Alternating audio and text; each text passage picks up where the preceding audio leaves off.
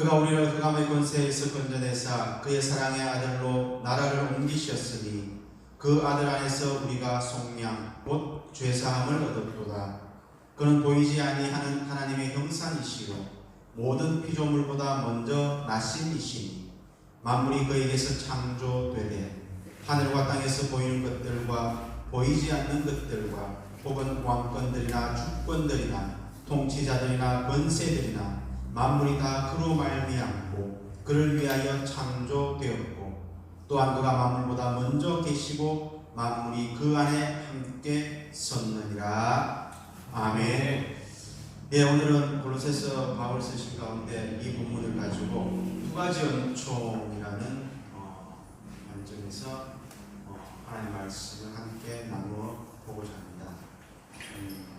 사람들이 살아가면서 필요한 것이 균형입니다.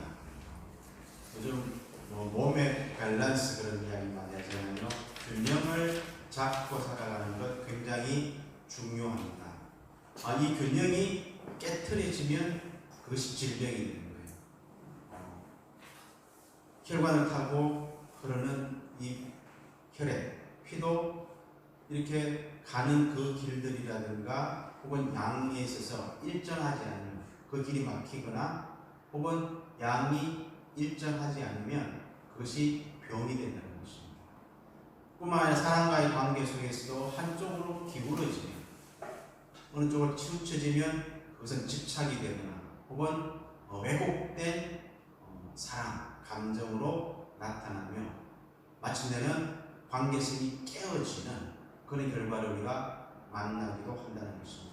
이처럼 균형을 잡고 살아간다는 것, 운동에서도 마찬가지지 않습니까? 사람이 균형을 잡고 살아가는 것, 육체뿐만 아니라 정신, 그리고 우리의 삶의 전반적인 것에서 굉장히 중요한 것입니다. 그럼 우리 신앙에 관해서 이 균형 감각을 어느 때부터인가 잃어버리고 살고 있습니다. 내가 열심히 주여 하고 외치니, 그리고 온 감정을 다하여 내가 찬양을 부르면, 그리고 교회에서 주어진 그 일들을 최선을 다해서 열심히 해내면 그것이 잘된 신앙의 모습이고 내가 지금 잘 가고 있다라고 여기는데 실상은 한국 교회뿐만 아니라 여러 곳에서도 그런 것들이 분석해 주지만은 굉장히 균형을 잃어버리고 신앙생활을 하도록 이렇게 교회가 이끌거나 지나온 시간들이 꽤 많습니다. 지금 여러분들이 이 이야기를 들으면서 이것이 무슨 이야기일까 라고 의아해할 수도 있습니다. 한번 여러분들이 생각을 해보시기 바랍니다. 대부분의 교회에서 저도 마찬가지입니다. 여기서 자유로울 수가 없는데 주일날 강단을 통해서 선포되어지는 말씀이나 혹은 성경 공부나 이런저런 집회에서 말씀되어지는 내용들을 살펴보면 거의 대부분이 인간의 죄를 용서하시고 죄사함이죠.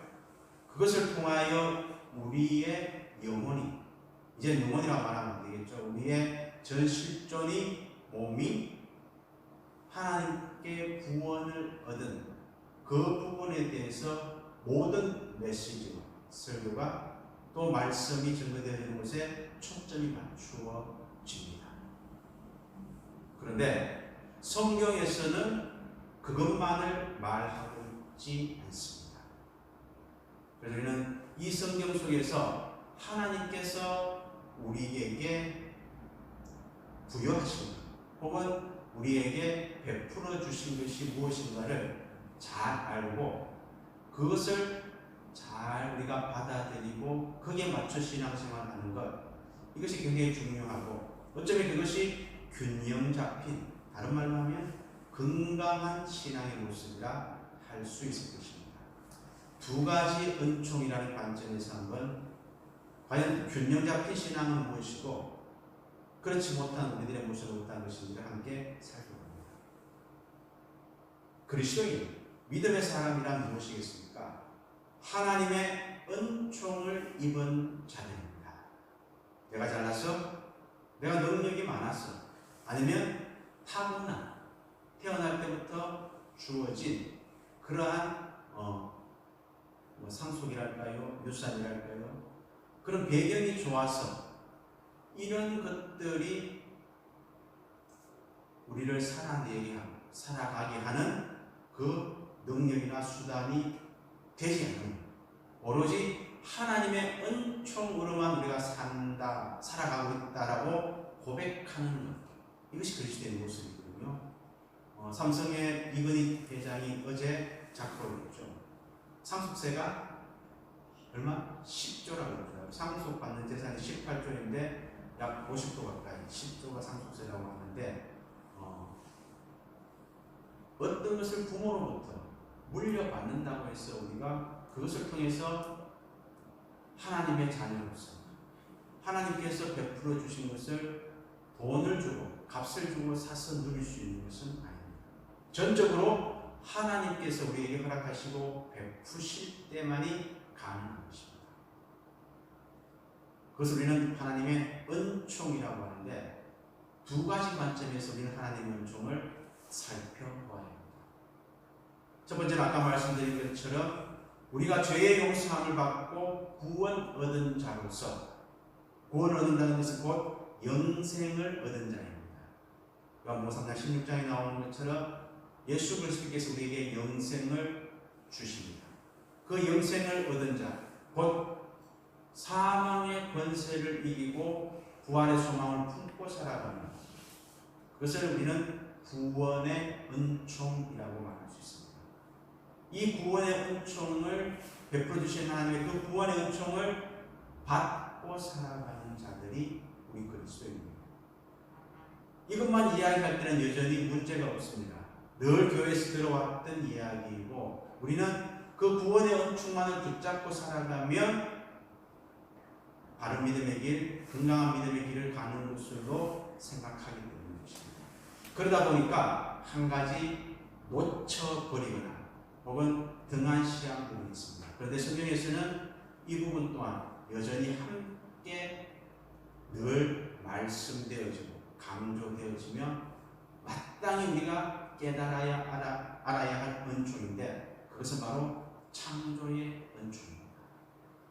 성경 구약 첫머리는 창세기로 시작되어집니다. 그것은 성경을 통하여 하나님의 그 은총을 파노라마처럼 펼쳐 보이실 때 그 시작을 하나님의 천지창조, 창조에서부터 시작하셨다는 것입니다. 창조는 그저 우리가 마땅히 받아 누리는 것처럼 여깁니다. 무슨 이야기입니까? 우리가 살아가고 있는 삶의 터전, 이 땅과 또 우리가 자연이라고 부르는 이 환경과 우리가 숨쉬고 또 누릴 수 있는 모든 삶의 여건들이 마땅히 누려야 할 것이고 당연히 주어져야 할 것으로 생각한다는 것입니다. 아마 지금 제가 드리는 이 메시지가 조금 고리타분하거나 귀에 들어오지 않는다면 그것은 다른 데 원인이 있지 않을 것입니다. 이 창조에 대한 성경에서 가장 중요한 두 가지 축 중에 하나는 이 창조에 대해서 전혀 관심이 없다는 것이고, 그 말은 곧 우리가 하나님에 대해서 반쪽만 알고 반쪽 신앙을 한다는 의미가 된다는 것입니다. 왜 창조가 중요합니까? 우리는 창조되었기 때문에 구원을 얻는 자의 그 대상이 된다는 것입니다. 애초에 우리가 창조되지 않았다면, 하나님의 손에 의해서 하나님의 형상을 따라 만들어지지 않았다면 구원의 은총 또한 있을 수가 없다는 것입니다. 그래서 창조와 구원은 별개의 것, 떨어져 있는 것이 아니라 언제까지나 함께 가야 할 하나님의 은총이라는 것입니다. 좀 더 구체적으로 말하면 왜 창조가 우리에게 있어 하나님의 은총인가? 창조는 하나님께서 우리에게 살아갈 수 있는 그 터전, 삶의 터전을 제공해 주셨다는 것입니다. 우리나라에서 돈을 많이 벌 수 있는 가장 확실한 방법은 부동산에 투자하는 것이에요. 그죠? 그리고 그 다음이 부모로부터 유산을 물려받는 것입니다. 추적해보면 그 부모의 유산 또한 그와 비슷한 과정을 통하여 형성되었을 수도 있다는 것입니다. 물론 기업을 일으키거나 아니면 사업을 해서 돈을 모을 수 있지만 대부분의 사람들은 자신의 직장이나 받는 급여를 통해서 부를 축적하며 살아간다는 것은 거의 불가능합니다.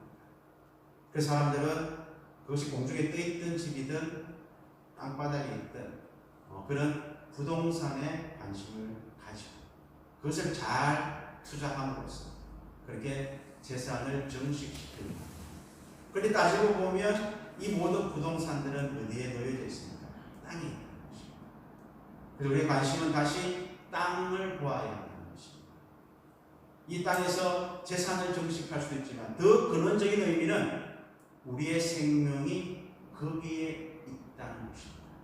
단순히 우리의 삶의 터전으로서 우리에게 주어진 이 환경이 부여된 것이 아니라 거기에는 하나님께서 부여해 주신 생명이 있다는 것입니다.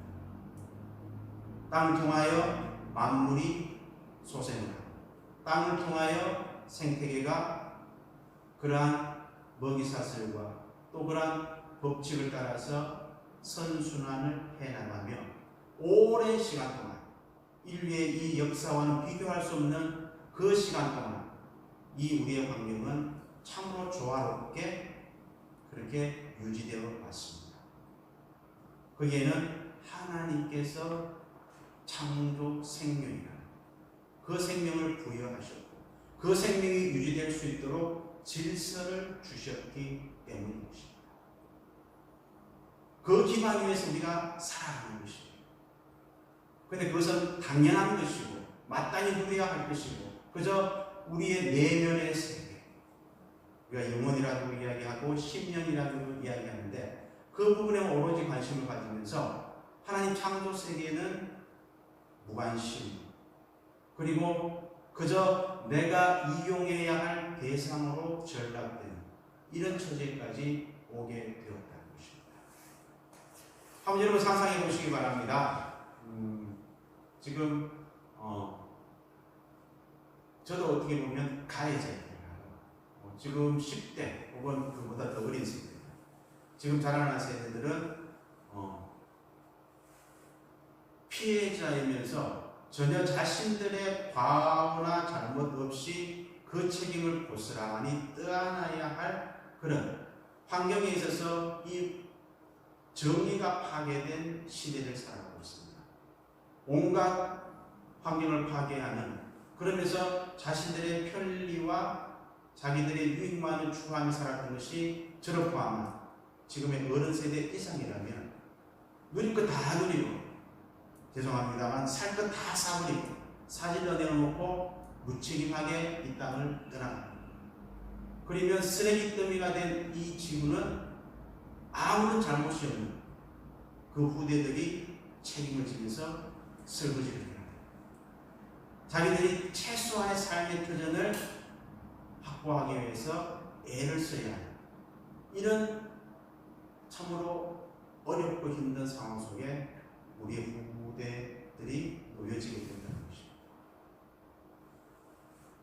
그 이유는 하나님께서 은총으로 주신 창조의 은총으로 주신 이 생명의 터전을 우리 인간의 이기심과 탐욕과 타락으로 인하여 그렇게 다 훼손시킨 결과라는 것입니다. 먹고 살다 보니까 그럴 수밖에 없어요. 다른 국가와의 경쟁 속에서 우리는 그리하지 않을 수가 없습니다. 그것은 다 인간의 논리입니다.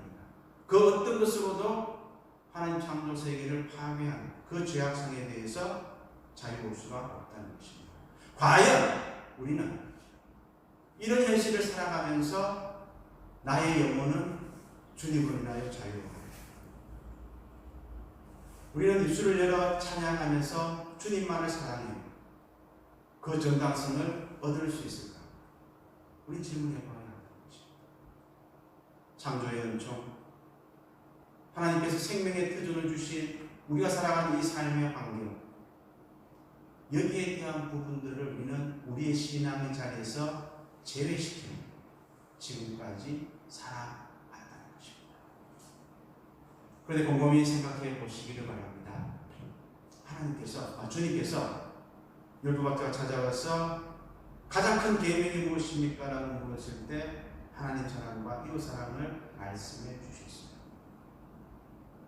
우리가 구원의 은총을 이야기할 때 예수 그리스도의 십자가, 구원의 은총은 희생과 용서이거든요.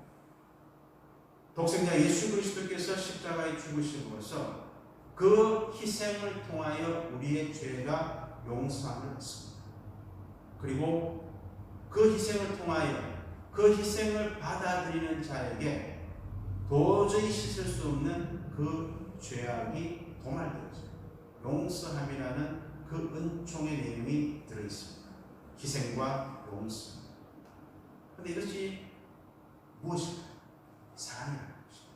하나님께서 이 세상을 당신의 형상으로 만든 우리 인간들을 사랑하시는 그 사랑의 결정체가 바로 구원의 은총이요 희생과 용서의 모습으로 우리에게 주어졌다는 것입니다. 창조의 은총도 마찬가지입니다. 하나님께서 우리 인간을 사랑하셨기 때문에 우리가 살아갈 수 있는 이 아름다운 터전을, 생명을 우리에게 허락하여 주셨다는 것입니다. 결국 우리가 창조의 은총을 놓쳐버린다는 것은, 그것을 제외시킨다는 것은 하나님의 사랑을 거부하는, 혹은 반쪽 사랑, 내가 원하는 대로만 취하려고 하는 편협된 신앙의 모습이 될 수 있다는 것입니다. 아직도 마음에 와닿지가 않을 거예요. 그저 예수 믿고 주님을 고백하고 구원에 대한 확신을 가지고 열심히 교회 생활하고 살아가면, 그래서 죽어서 천당 가면 되지 않을까요? 성경은 그렇게 말하고 있지 않습니다. 성경은요, 이스라엘을 향하여 너희가 타락한 예배를 회복하고 안식일을 거룩하게 지키고 그리고 하나님께 온전한 예배를 드려라 라고 하면서 그 내용이 무엇인가? 너희들이 안식일을 거룩하게 지킴으로써 온전한 예배를 드림으로써 하나님의 공의를, 하나님의 정의를 실현하라고 이야기하고 있습니다. 여러분들이 구약 성경 아무데나 펼쳐서 한번 읽어내봐 보시기 바랍니다. 읽다 보면 그리 오랜 시간이 걸리지 않아서 그 내용을 확인할 수 있다는 것입니다. 이토록 무수히 많은 하나님의 공의, 하나님의 정의가 성경에 언급되어 있는데 수많은 교회들과 또 설교의 단상과 신앙의 자리에 있는 자들은 그 하나님의 말씀을 외면하지, 창조의 은총에는 관심을 갖지 않은 채 오로지 자기 영혼의 구원이라는 그 속에 갇혀 살아왔다는 것입니다. 오늘 좀 내용이 심각해지고 있는데 그냥 가겠습니다. 2020년 코로나19로 인해서 많은 교회들이 교회의 어려움, 위기를 이야기합니다. 제 아들도 우리 교회가 지금 학생회가 이루어지지 않아요. 이런 걸 참 공개석상에서 이야기한다는 게 목사로서 참 가슴 아픈 일이긴 하지만, 그래서 작년까지 2년 동안 혼자 앉아서 이 대회를 참석하다가 아버지 입장에서 이래서는 안 되겠다. 그 신앙생활의 가장 중요한 시기들을 어떤 신앙도 추억이거든요. 뭔가 이렇게 일들이 쌓여서 나중에 어른이 됐을 때 그것을 통해서 그 신앙의 건강을 유지하는데 전혀 그런 것들을 제공하지 못하겠다라는 위기감 속에서 학생회가 있는 교회로 원래부터는 나가고 웬걸 나간 지 두세 주 만에 예배가 스톱되었어요. 3월부터 이제 대면 예배가 되어지지 않았어요. 그래서 한 두세 달 지나고 나서 잠시 또 나갔다가 또 멈췄다가 그러다가 한 3주 전인가 다시 재개가 되었습니다. 그래서 지난주에 날은 교회 앞에 내려주면서 요즘은 한 몇 명 정도 예배드리니 하고 보니까 중고등부 같이 드립니다. 평소에 한 100여 명 모이는 교회에 한 20명 남짓 모여있다고. 어른들도 마찬가지입니다. 50명 이상 집회가 하기가 제한이 되니까 좀 큰 교회들은 장소를 분산해서 예배를 드리지만 여전히 노약자들과 또 자유스럽게 생활하기를 좋아하는 사람들은 교회로 나오지 않고 있는 상황입니다. 코로나가 어느 정도 정리되더라도 그런 경험들은 우리에게 많은 과제를 남길 거예요. 그래서 이 시대에 교회가 위기다라는 것은 충분히 공감할 수가 있습니다. 하지만 정말 위기가 무엇인가? 진짜 위기는 이렇게 세상이 바이러스로 인해서 또 지구의 기후의 변화라는 이런 다가오는 미래가 아니죠. 현재의 위기 상황 속에서 교회가 그리고 그리스도인들이 신앙인들이 아무런 역할도 어떤 능력도 나타내지 못한다는 것입니다. 제가 이렇게 말하니까 저는 잘할 것 같아요. 저도 이 교회의 큰 흐름 속에 같이 가는 참으로 부끄럽지만은 그저 휩쓸려 가는 한 일개의 목사일 뿐입니다. 마찬가지다. 어쩌면 이것이 우리 교회의 우리 이 시대의 우리 신앙의 위기가 아닌가. 해답을 찾아야 하거든요. 답을 찾아야 합니다. 여전히 20년 전, 30년 전까지 갈 것도 없이 2년 전, 1년 전 그때의 신앙의 상황, 그때 우리가 하였던 신앙생활의 모습 기다리다 보면 어떻게 되겠지라는 막연한 기다림 속에 답이 주어집니다. 저는 그렇게 보지 않습니다. 오늘 이제 말씀을 전하기 위해서 뒷자리 안에서 함께 찬양을 그 부분 뒷부분에서 하면서 잠깐 생각이 들면서 우리 2000년들의 이 모습들이 어떤 의미를 가질까? 어떻게 앞으로 2000년 세대를 통하여 교회가 새롭게 되어지고 하나님의 그 은총을 정말 균형 잡힌 그런 신앙으로 이제 만들고 또 교회를 새롭게 나갈 것인가 많은 생각들을 가지면서 여전히 찬양 부르고 또 이렇게 악기를 하는 스태프들만 불과 6, 7명, 7, 8명이 이 자리에 있는 이 상황이 너무나도 안타까우면서 동시에 우리가 이 상황을 넘어섰을 때 무엇을 바라보고 무엇을 붙잡아야 하고 무엇을 추구해야 할지 끊임없는 숙제와 물음만이 남겨진 좀 무거운 그런 마음들을 가졌습니다. 그래서 오늘 우리가 우리의 신앙을 돌아보면서요. 오늘 본문에서는 그렇습니다. 예수 그리스도가 누구냐? 우리가 묻는 예수가 누구냐? 속량. 우리에게 죄사함을 허락하여 주십니다. 죄사함은 뭐? 우리의 구원을 주신 분. 구원의 은총을 허락하신 분이 예수 그리스도이신데 너희들은 예수를 그렇게만 알지 말라. 그저 어느 날 갑자기 하늘에서부터 이 땅에 와서 사람들이 도우미는 전혀 구하지 않은 채 홀로 십자가에 달려 죽음으로써 내가 너희들을 용서하였다. 그것만이 아니다. 예수가 누구냐? 하나님께서 이 세계를 창조하실 때, 우주 만물을 창조하실 때 함께 하셨고 그 창조에 참여하신 분이다. 이 온 우주 만물보다 먼저 계셨던 분이 너희들이 알고 있는 예수 그리스도이다.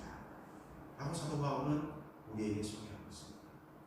창조의 은총, 우리가 예수님을 믿는 그 믿음 속에는 분명히 포함되어 있다는 것입니다.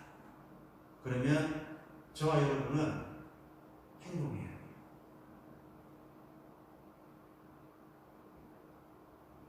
그저 다들 청년들이니까 직장, 결혼, 그다음 장래의 일들 아마 이런 부분들에 대해서 대부분의 관심과 또 이 생각들이 가 있을 거예요. 그래서는 그것만 가지고서는 안 되는 것이죠. 이런 말하기 저도 참 부끄럽긴 하지만 그래도 단상에 세우시고 말씀을 통하여 증거하게 하시기 때문에 그것을 행동하지 못하고 실천하지 못한 것에 대한 책망은 전 하나님께 받아야겠죠. 하지만 이 말씀을 전하는 것조차 하지 않는다면 그 책망은 더 커질 거죠. 우리는 행동해야 어떤 행동을 해야 될까요? 하나님께서 창조의 은총으로 허락하신 우리의 이 생명이 되는 삶의 터전을 거기에 아름답고 조화로운 질서를 부여하신 그 하나님 창조 세계의 질서를 보존하려고 다시 회복시키려고 하는 이러한 행동을 해야 한다는 것입니다. 이것 하지 않고서 않으면서도 나는 구원 얻은 자다. 나는 그리스도인이다. 결코 하나님 앞에서 당당하게 말할 수 없다는 것입니다. 그렇다고 여러분들에게 대단한 것을 하라는 요구를 하는 것이 아닙니다. 적게 써야 합니다. 덜 써야 합니다. 덜 버려야 합니다. 덜 만들어 내야 합니다. 그리고 우리가 이 창조의 은총이 사랑이라면 이 자연 생태계를, 자연 환경을 나의 이웃으로 여기고 고통받는 이웃으로 여기고 그 고통을 덜어줄 수 있도록 애를 써야 한다는 것입니다. 이러한 행동들을 하지 않을 때 어쩌면 하나님께서는 이 시대를 살아가는 우리 그리스도인과 교회들을 향하여 너희들의 그 예배와 너희들의 그 신앙의 모습, 예언서를 읽어보면요, 예언자들은 신랄하게 비판합니다. 너희들의 그 예배가 가증스럽다. 예배 드리는 척 하지 마. 역겹다까지 그렇게 표현하면서 이야기하고 있습니다. 혹 우리가 그런 말을 들을 수 있다는 것입니다. 아니, 이미 듣고 있는지도 모르겠습니다. 그러기에 어려운 시대에 내 신앙 하나 지키며 살아가는 것, 목사님 그것만 해도 힘들어요. 거기다 뭐 자꾸 더 얹지 마세요. 여러분들이 이런 메시지가 부담스럽고 또 외면하고 싶고 힘들 수 있을 거예요. 그런데 왜 제가 이런 말씀을 여러분들에게 드릴까요? 뚫고 나가야 돼요. 그것을 함으로써 진정 이 시대 가운데서 하나님의 그 은총의 맛을 볼 수 있죠. 그것은 여러분들을 힘들게 만드는 것이 아니라 오히려 살아나게 하는 것이고 더욱더 능력으로 믿음의 길을 가게 하는 그러한 하나님의 역사하시고 수단이 된다는 것입니다. 그렇게 될 때 비로소 우리의 영혼을 구원하신 구원의 은총도 우리 가운데서 더욱더 풍성하여집니다. 왜 우리가 구원 얻은 자로서 여러분들이 세례를 받을 때도 그렇고요, 참 신앙 고백에 대한 부분들을 여러 번 확인받기도 하고 여러분 스스로도 신앙 고백에 대한 확신을 갖고 있잖아요. 나는 예수 그리스도 믿는 그리스도인입니다. 나는 예수님으로 말미암아 구원 얻었습니다라고 고백하였는데도 불구하고 여전히 낙심하고 절망하고 불안해하며 살아갑니다. 온전한 은총 가운데 우리가 들어서리지 않기 때문입니다.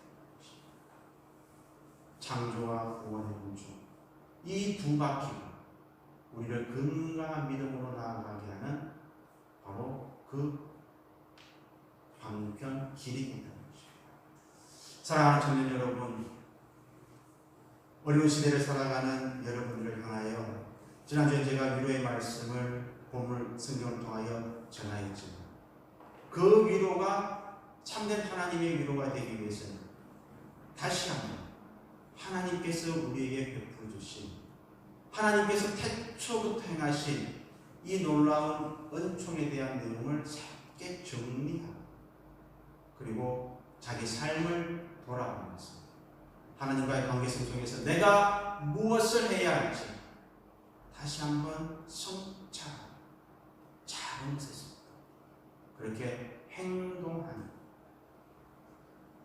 능력 있는 믿음의 삶을 살아가는 그런 청년 그리스도인들이 될 수 있게 주의 이름으로 축원합니다. 아멘.